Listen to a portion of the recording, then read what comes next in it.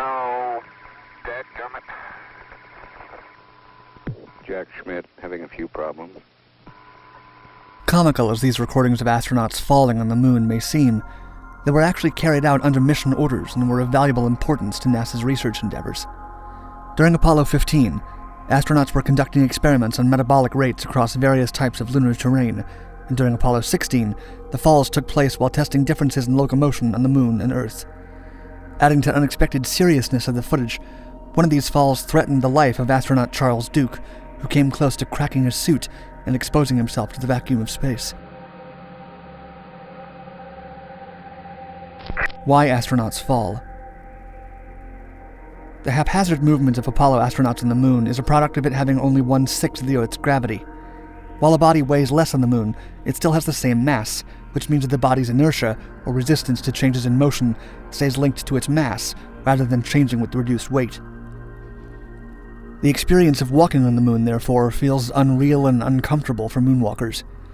In particular, astronaut Buzz Aldrin described the experience of putting a foot down on the satellite as walking on, quote, moist talcum powder. Even within months of non-stop intensive training, the astronauts struggled not only with the conditions of gravity, but also with their spacesuits.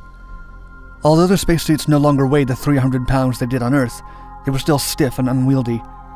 Many regular actions, such as bending down to pick up an object, would only result in a fall, so the astronauts had to use tools for many simple tasks while wearing them. Additionally, in order to crouch, they would need to hop first and then use the landing to compress their suits. NASA investigations. Starting with the first moon landing in July of 1969, NASA became deeply interested in the mobility of men on the Moon, and for the first time, real data on the matter could be collected. For the entirety of the Apollo era, NASA dedicated resources to study and analyze the falls of astronauts on the Moon so it could assess the dexterity of people outside of Earth. Scientists worried about the flexibility of suits, whether astronauts could handle key equipment while wearing spacesuits, and which techniques would be best to prepare for before going to the Moon. By studying the movement and the failures of movement on the Moon, NASA scientists could address these concerns. The subject of moon falls was taken seriously, preserved not only in footage but in detailed documents. One of the reports in the matter about Commander David Scott from the Apollo 15 mission reads as follows, quote, "He begins moving toward a new area as he gives the camera reading and summarizes the description of the area. He steps around a group of rock fragments, and then his right foot steps into a small depression, and he begins to lose his balance.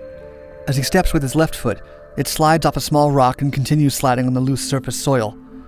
While trying to drive his feet back under his center of gravity, Scott increases his forward velocity. He then falls forward with both hands extended to break the fall. Landing on his left side, he rolls counterclockwise and on his back, and is then out of view of the TV camera." The reports for the Apollo 16 mission were even more detailed, including analysis of why the fall happened, how it did, and how the astronaut returned to his feet. An aspect that scientists focused on was how mobility and energy would change with different movements. One of their findings was that skipping and walking, while requiring vastly different amounts of energy on Earth, required the same amount as each other on the Moon. Another valuable conclusion that NASA made early on was that due to the slower falls, the astronauts had time to correct a slip or work on standing back up in case of a fall. Some of their conclusions were less helpful, such as stating that the number of falls were caused by loss of traction because of loose soil.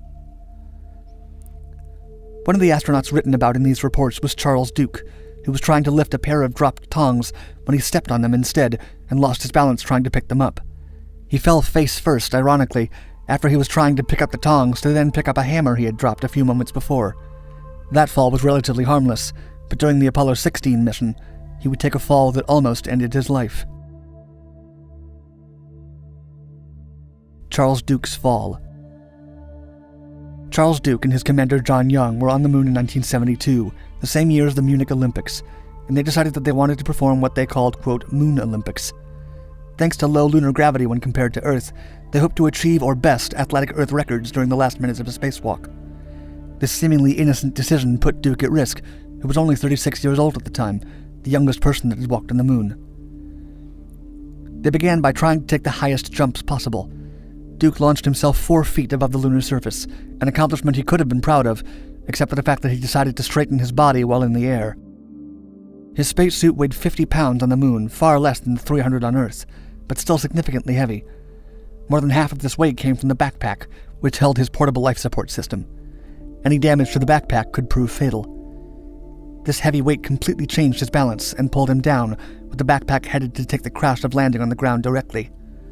As Duke himself has stated, quote, "The backpack weighed as much as I did, so I went over backwards.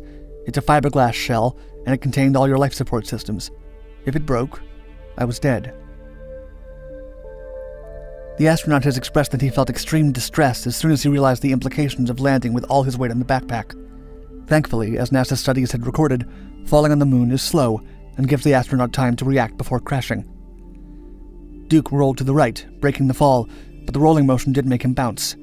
Commander John Young approached him, knowing that if the life support system failed, he would have to carry an unconscious Duke back to the module, who would likely perish before making it there. About the moment, Duke recalled in an interview, quote, "My heart was pounding.